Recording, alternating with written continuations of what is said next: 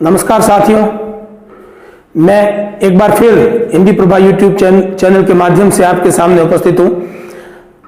साथियों, एक वीडियो इस विषय पर पहले अपलोड किया जा चुका है, अनुस्वार और अनुनासिक के प्रयोग को लेकर कि किस शब्द पर, किस ध्वनि पर किस प्रकार से जो है चंद्र बिंदु और किस पर बिंदी का उपयोग किया जाता है। चंद्र बिंदु अनुनासिक ध्वनि है। अनुनासिक ध्वनि को व्यक्त करने के लिए चंद्र बिंदु का चंद्रमा और उसके ऊपर बिंदु का उपयोग किया जाता है, और अनुस्वार ध्वनि को व्यक्त करने के लिए सिर्फ बिंदी का उपयोग किया जाता है। ठीक है, अब मैं आपके सामने कुछ शब्दों के उदाहरण के माध्यम से इसको और स्पष्ट करने की कोशिश करता हूं। पूर्व वीडियो में हम इस पर चर्चा कर चुके हैं कि अनुस्वार वहां लगता है जहां पर पंचम ध्वनि की संभावना बनती है, या दो ध्वनियों के बीच में एक ध्वनि जो नासिका से उच्चारित होती है वह ध्वनि अगर आती है तो उस स्थिति में जो है वह अनुस्वार लगाने की आवश्यकता रहती है। और अनुनासिक का प्रयोग वहां किया जाता है जहां पर दो ध्वनियों के बीच में अतिरिक्त तो कोई ध्वनि नहीं आती, बल्कि स्वर को या जिस व्यंजन के या जिस स्वर के ऊपर वह अनुनासिकता का चिन्ह लगा हुआ है उसी को नाक के सहयोग से बोलना होता है। यानी यह एक अतिरिक्त ध्वनि न होकर स्वर को ही नाक के सहयोग से बोला जाता है, और अनुस्वार में दो ध्वनियों के बीच में पंचम वर्ण के रूप में एक अलग से ध्वनि आपको सुनाई देती है। इसे आप शब्दों के माध्यम से समझ लीजिए। यहां पर मैंने शब्द लिख रखे हैं आंख। यहां पर इस आंख को चंद्र बिंदु इसके ऊपर लगा है, इस आ को ही हम नाक के सहयोग से बोलेंगे। यहां इन दोनों के बीच में हम कोई ध्वनि यहां पर इसका उच्चारण नहीं होगा, यानी आ के बाद और ख के पहले कोई ध्वनि नहीं होगी, बल्कि आ को ही नाक के सहयोग से, अनुनासिक का मतलब होता है नाक के पीछे से, नाक के सहयोग से इसका हम उच्चारण करेंगे। काक, सांस, काच।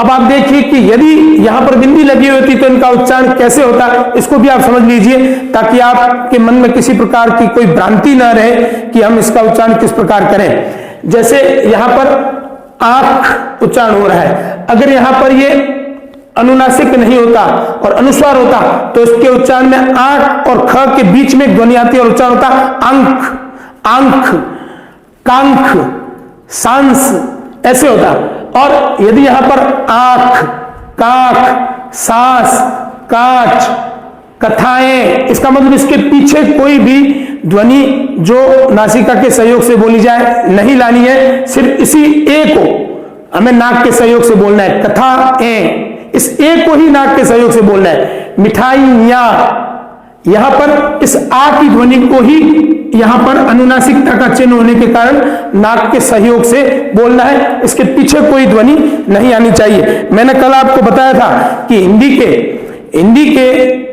शब्दों में यदि किसी शब्द के अंत में ऐसी अनुनासिकता की ध्वनि आती है तो निश्चित रूप से चंद्र बिंदु ही लगेगा, क्योंकि उसके पीछे कोई ध्वनि नहीं आती है। लेकिन संस्कृत में या उर्दू में ऐसा हो सकता है, क्योंकि उसके पीछे एक अतिरिक्त ध्वनि होती है। जैसा मैंने पिछले वीडियो में उदाहरण दिया था जहान और मकान का, मैंने यहां पर संस्कृत के कुछ शब्द लिख रखे हैं। आप देखिए, यहां इसके ऊपर जो है वो अनुस्वार लगा हुआ है, यहां अनुस्वार लगा हुआ है अहम, अहम, तो अ के पीछे म की ध्वनि आ रही है, इसलिए अनुस्वार है। यदि अह होता, अहम नहीं होता, अह होता, तो यहां पर जो है वो अनुनासिकता का चिन्ह लगाना पड़ता।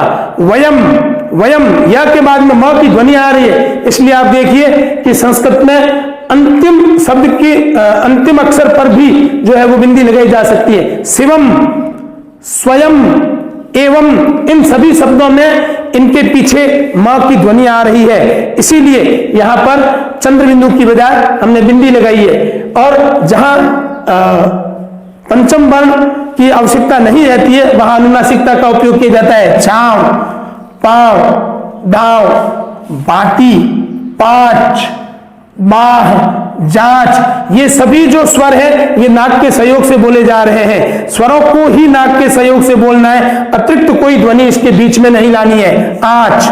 अब यहां देखिए आप, यहां अनुस्वार लगा हुआ है तो यहां आ और क के बीच में एक ध्वनि आएगी। आप देखना, यदि हम इसको हटाएंगे, इस अनुस्वार को हटाएंगे तो ये अंक ऐसे लिखा जाएगा।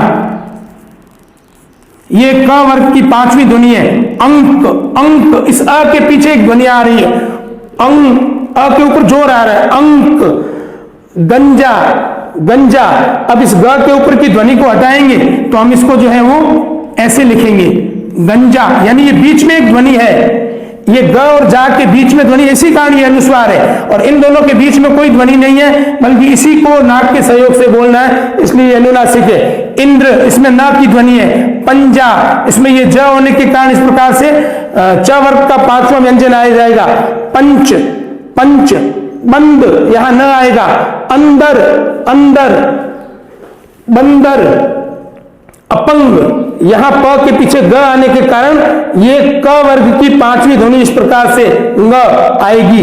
जंग, यानी इन दोनों के बीच में पंचम वर्ण है। जंग, फंदा, जंतर, कंद, पलंग। तो इस प्रकार से इन शब्दों के माध्यम से आपको बात समझ में आई होगी कि हम अनुस्वार और अनुनासिकता के चिन्हों का प्रयोग कहां किस प्रकार करें।